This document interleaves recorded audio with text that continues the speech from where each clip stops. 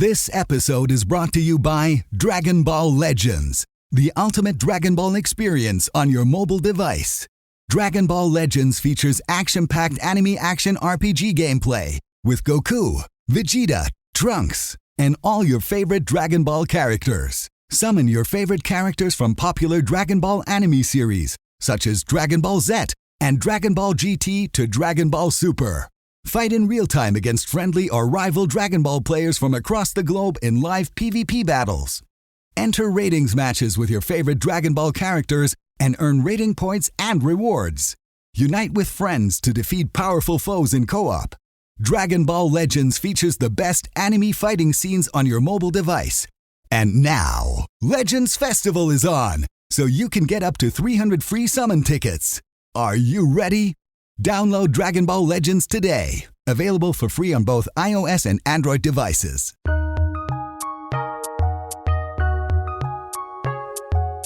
Welcome to the Fantasy NBA Today podcast.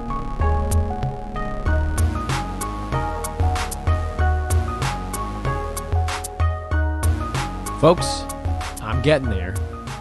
You can still hear a lot of the gravelly, very rugged sound in my voice, but I will say it hurts significantly less to make noise today than it did each of the two previous days. I don't have particularly high hopes for the remaining two shows this week that I'm going to get back to actual vocal strength, but we're inching in the right direction. I really did myself in on this one. It's crazy. And I have to change the whole way that I run this podcast because normally I can just flow from one thought into the next. Everything is very simple and straightforward. And now I have to focus hard on pausing, breathing. I need air to make all the noises I'm creating right now. This is rough, man. This is a rough week for old Danny boy. I actually feel relatively good.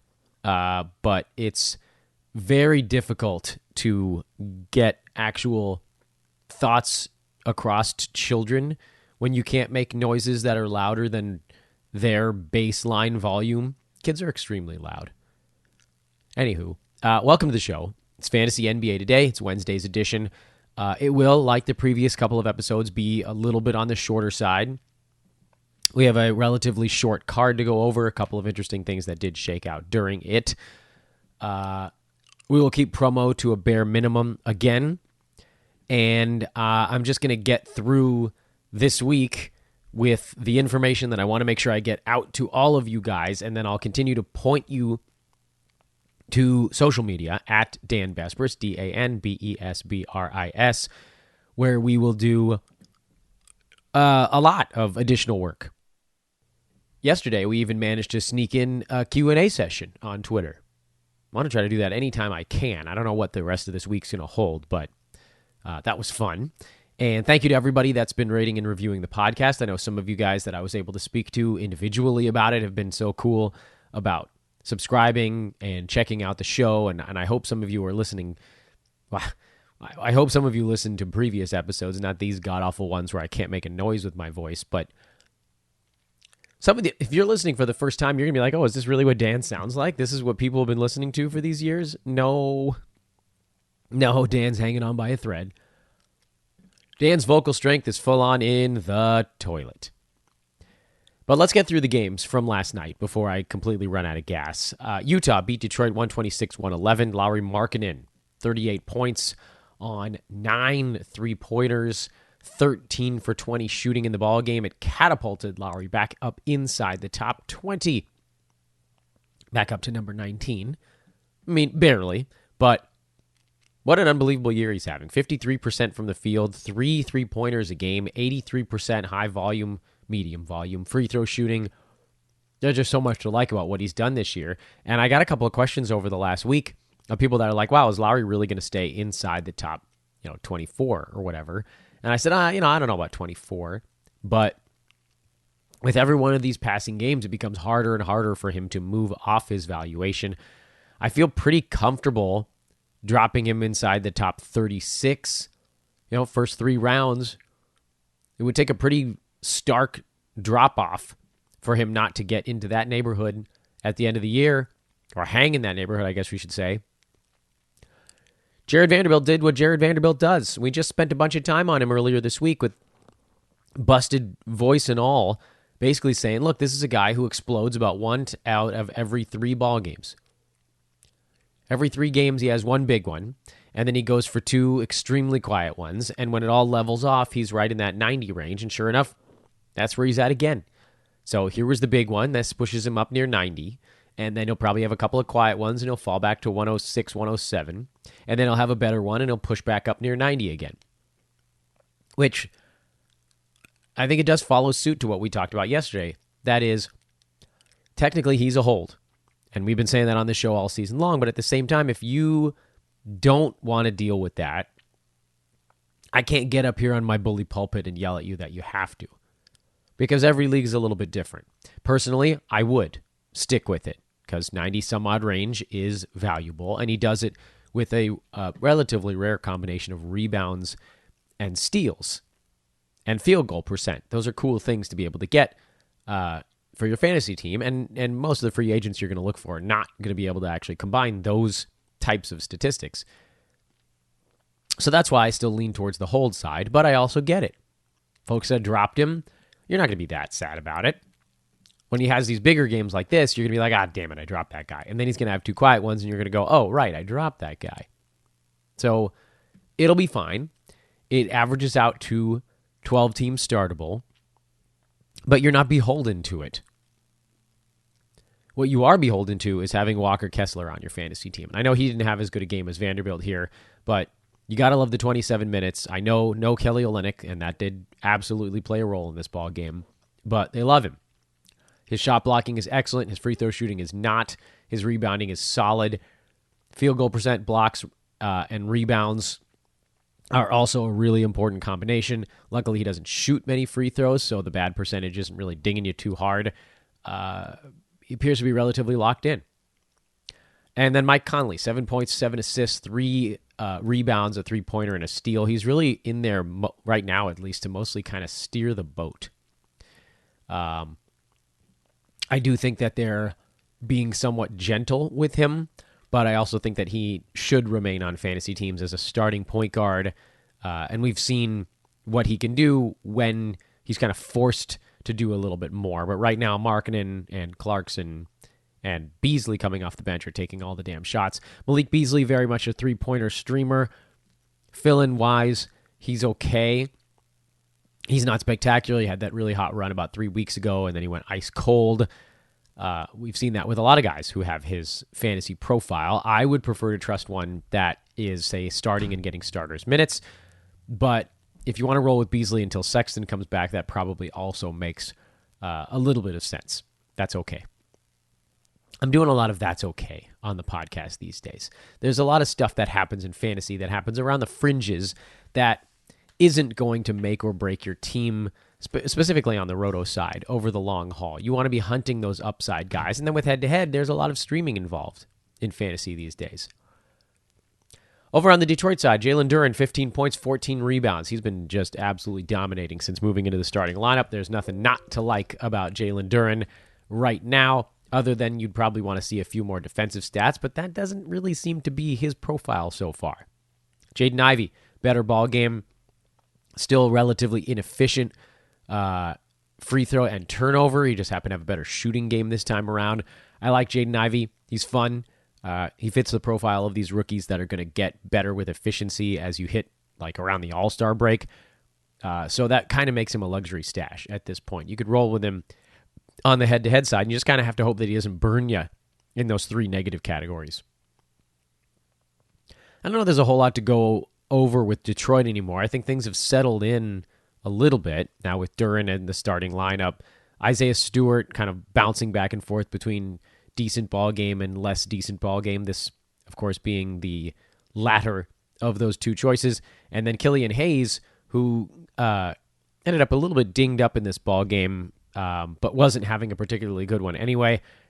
We don't need to go over it again. You guys know where I stand on Hayes. As a starter, he's like, top 130 kind of range. And I don't see him magically jumping beyond that.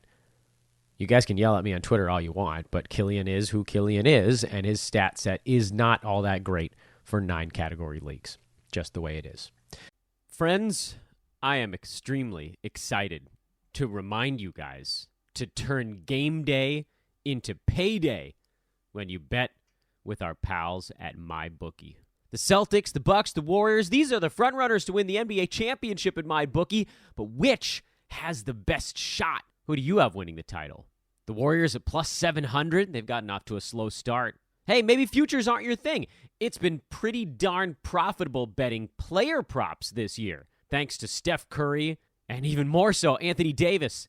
Regardless of what you're betting on, cash in and cash out quick with MyBookie using promo code ETHOS when you make your first deposit. You heard that right. MyBookie will spot you extra cash with your deposit. Minimum $45, but you can claim the bonus all the way up to $2,000. Extra cash with MyBookie. They're back, baby. Check them out. Turn game day into payday once again when you bet with our pals at MyBookie. This episode is brought to you by Dragon Ball Legends, the ultimate Dragon Ball experience on your mobile device. Dragon Ball Legends features action-packed anime action RPG gameplay with Goku, Vegeta, Trunks, and all your favorite Dragon Ball characters. Summon your favorite characters from popular Dragon Ball anime series, such as Dragon Ball Z and Dragon Ball GT to Dragon Ball Super. Fight in real time against friendly or rival Dragon Ball players from across the globe in live PvP battles. Enter ratings matches with your favorite Dragon Ball characters and earn rating points and rewards. Unite with friends to defeat powerful foes in co-op. Dragon Ball Legends features the best anime fighting scenes on your mobile device. And now, Legends Festival is on, so you can get up to 300 free summon tickets. Are you ready? Download Dragon Ball Legends today. Available for free on both iOS and Android devices. Chicago players supposedly had it out and then went out and won a ball game, although the Heat were without Jimmy Butler, who woke up with the crud. Jimmy Butler had a tummy situation, which we don't have the exact details of, but I think we can probably put 2 and 2 together. Number 2 and number 2 together, he said, hoping that the listening audience was on board with this very stupid joke. The notable thing on the Miami side, besides a Haywood Highsmith, who was filling in for Caleb Martin in this game as well, is that Victor Oladipo posted 34 minutes again. And we've been talking about him on the podcast since kind of late last week. I think he was in our speculative area on Friday of last week when we saw those minutes clear 30. It's not a guarantee that that's going to happen on a nightly basis, but we do know that he has hyper elite steals ability. And if you're getting minutes and you've sort of been a success story in the past, the way that Oladipo has, forget like the Alex Caruso story, which I love Alex Caruso. He was fantastic for the Lakers. He's great at what he does defensively, but he doesn't want to take any shots. Oladipo is not afraid to actually get involved a little bit on the offensive side. So you combine what he's able to do on the steals number, because that's always going to be big. I mean, I think he has 7 in his last 2 ball games, only 2 here, which is, I don't know, is that a letdown after having 5? It shouldn't be. 2 should very much get the job done. But what we saw also is that even when Butler is healthy or when Lowry is healthy, it seems like they want to get Oladipo pretty close to, I don't say starters level minutes, but a very high number for a bench performer. And kind of, does he jump in front of a lot of the other guys on the Heat? It seems more and more like that is indeed the case. Field goal percent is going to be a problem for him. I wouldn't worry too much about it. But the hope is that with a little extra usage, that some good free throw shooting, a little bit of scoring, some assists, and a whole bunch of steals, you can kind of overwhelm the negative element. But I think you know, if you didn't do it a couple days ago when we talked about him before, I think you absolutely have to be adding Victor Oladipo right now just to see how this thing shakes out. I think there's at least a 50-50 shot that he becomes a worthwhile Roto Games Cap kind of play. The chance that he works out as a head-to-head daily leagues guy in my eyes, is much lower because we know he's going to get rest days. We know they're going to be monitoring everything he does. And if there's even the tiniest bit of soreness, they'll sit him down. So the missed games, I think, are going to be a real trouble spot for him on the head-to-head side. But with Roto, where you can just sort of play him when he's active, maybe you find something here. Maybe he is an 80 range guy the rest of the season, even if you only get 50, 60% of the games left out of him. So Roto side, he's a definite add. For Chicago, we all were wondering what would be the immediate aftermath of a players only yell fest that apparently happened in the hallway or whatever the report was. And the very first thing we saw is that Zach LaVine passed more, and Nikola Vucevic was far more involved on the offensive side. Now, if you're like me, and you felt like Vooch was going to be an extremely safe pick in he was falling to the end of the third, early fourth round this year, this is music to your ears. And despite what I think you could argue has kind of been just sort of a quiet, plodding season for Vooch so far, he's actually number 33 on a per-game basis. And he's played in, I believe, every game for Chicago so far. I think he's at 30 out of 30. So, and this is similar to what he was able to do last year, which is, last season he was in the late 20s, I think, on a per-game basis, but his durability was outstanding. And so he was, by totals, he was basically on the turn. Now this year, he's played in every single ball game. So despite being in the mid-30s per game, Vooch is actually number 19 by totals so far. You got to respect that. That's fantastic. That's great value for a third-round pick. Now, if they're going to let him do more, I say let, but you know what I mean, just force him to be more involved on offense on a more consistent basis, which they should, it changes the dynamic of the team. I don't know how long this is going to stick. I don't think that there's really such thing as a sell high with Vooch because he's very much an old man squad kind of dude, but it's really nice that his value is, at least in the short term, getting a little small, even the tiniest little bump is a pretty big deal because he was already hit at or above his ADP, so everything else is just profit. Knicks won again. The Knicks have won 8 games in a row.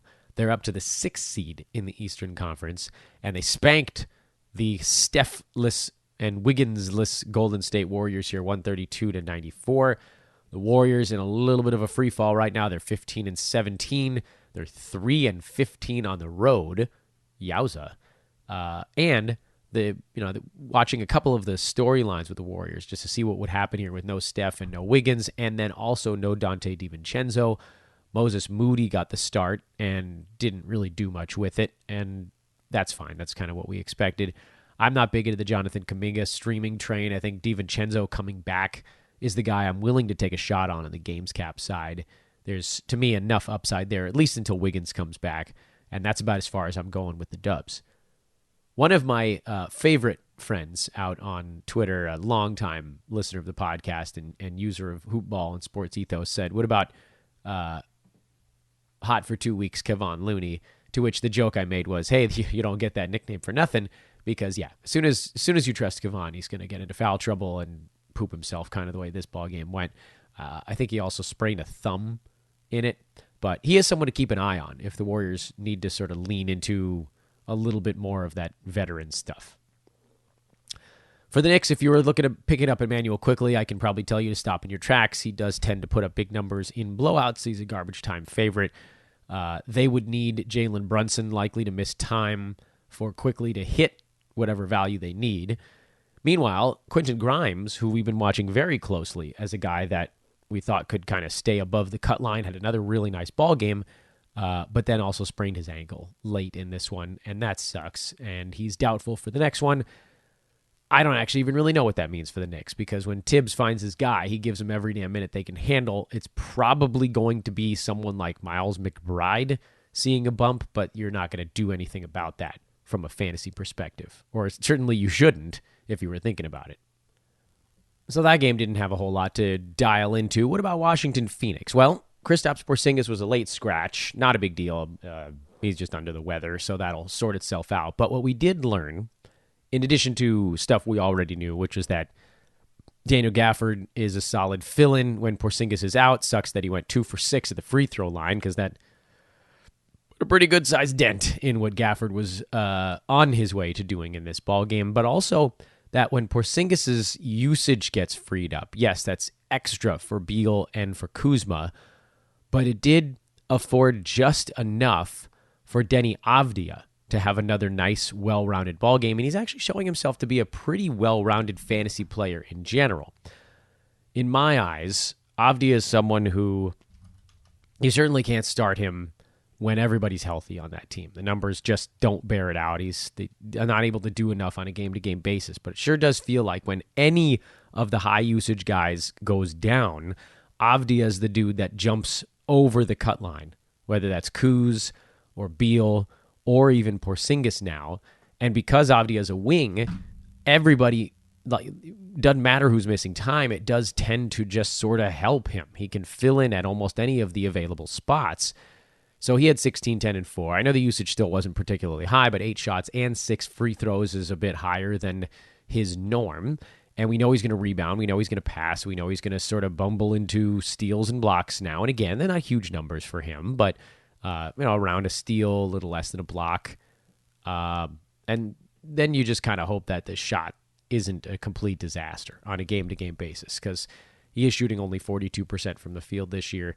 80% at the foul line is fine. Low volume, so it sort of doesn't really matter anyway. However, all these notes on Avdia to then finish up the thought by saying it sounds like Porzingis is probably going to be back perhaps as soon as their next ball game, and so none of this actually matters here in the immediate sense, but just something to file in the Rolodex. This is why we have all this stuff, because the next time one of these guys gets ruled out, we want to be ready and know where to go in advance. For Phoenix, Devin Booker sat this one out. He's still dealing with the groin stuff. Hopefully that won't last too long. Chris Paul actually got knocked in the shoulder, and he's listed as questionable already for their next ball game. It sounded like, at least the quotes coming post-game, that he was more afraid that it was like the shoulder thing from last year, but I don't believe the initial report is that's what's going on. He had a poorer shooting night again. That's annoying, because with Booker out, you expect him to kind of go a little bit bigger. Landry Shamet was actually the guy that went huge in this ball game. That sucked extra value out of Torrey Craig, who we figured would have enough to get over the hump. He didn't really. Mikal Bridges has gone into a pretty good-sized slump. We're going to talk about buy lows on the Mikal Bridges front over on social media. That's something to monitor there. And there's no campaign right now. He was out for this ball game. So Chris Paul has to miss their next one. Honest to goodness, I don't even know what the hell they're going to do. It's going to be sort of a point guardless lineup for a Suns team that's, they're still 19-13, so it's not like the sky is falling completely, but they've been quite bad on the road. This was a home loss. They're 4-6 in their last 10 ball games, and they just don't have that same sting that they had last year or the year before, frankly. And then Denver-Memphis, Nikola Jokic, he could not follow up his 40-25 game, but he did get a triple-double. Quiet triple-double. This is like the least you expect out of Jokic. That's silly and sad, but that's how good he is on offense. He just sort of toys with teams, it seems like. Aaron Gordon turned himself into one of the most efficient scorers in the NBA. Pretty remarkable stuff. He has really impressed me this year in a way I did not expect. So that one's should have been a lot higher on Gordon. Definitely wasn't. Although, in my defense, if I could take a moment to defend myself, the Nuggets haven't really had all of their horses most of this season now. We thought we'd get Jamal Murray ramped up and Michael Porter Jr. would be there, but by the time Murray got ramped up, MPJ was dealing with this heel stuff, and now Murray's out. The latest report suggests that both of those guys, Jamal Murray and Michael Porter Jr., might be back by as soon as this coming weekend with the Christmas stuff. That would dramatically shift the way things look for Denver. Then you're looking at KCP, who's been hot lately. He then loses a couple of shots. Bruce Brown's been hot lately again. He loses not only shots, but also likely his spot in the starting lineup. Christian Braun, I don't know what the hell he's been good for them, but he's not a guy that you had your eye on anyway. And then Bones, who just hasn't been good enough regardless. I don't know what kind of role he could possibly serve once those guys come back.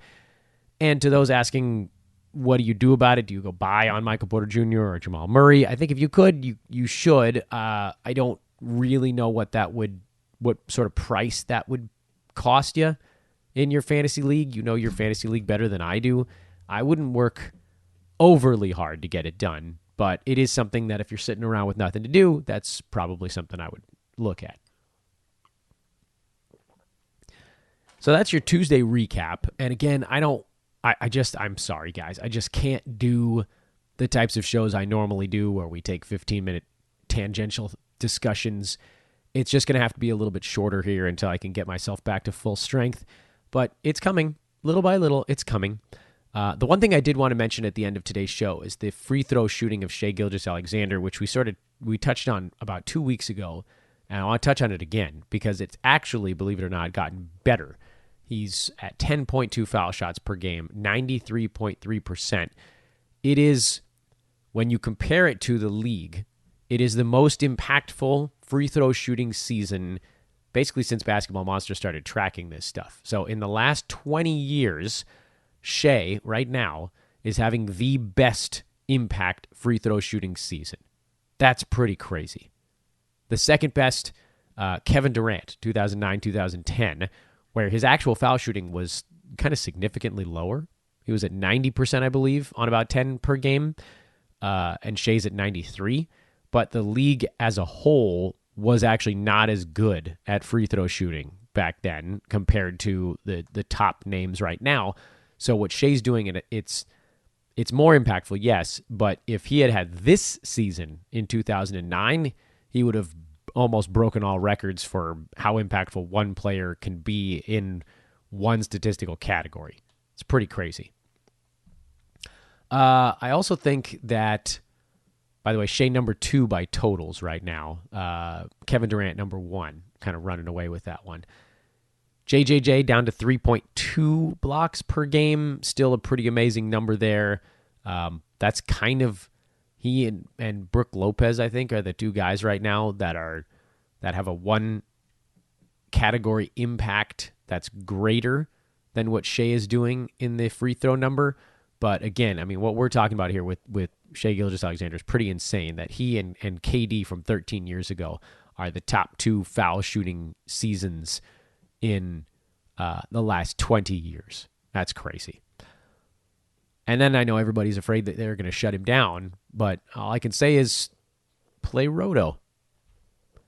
All right, friends, I'm cooked. My voice is cooked again. I'll kind of try to get up enough strength to do the show tomorrow. We'll see how things are looking at that point. I am Dan Vespers. This is Fantasy NBA Today, a Sports Ethos presentation. Thank you, as always, for listening, despite the sound quality right now. Give me a follow at Dan Vespers on Twitter. We'll definitely do some stuff over there over the rest of today. And with that, I wish you a lovely rest of your Wednesday. So long, everybody.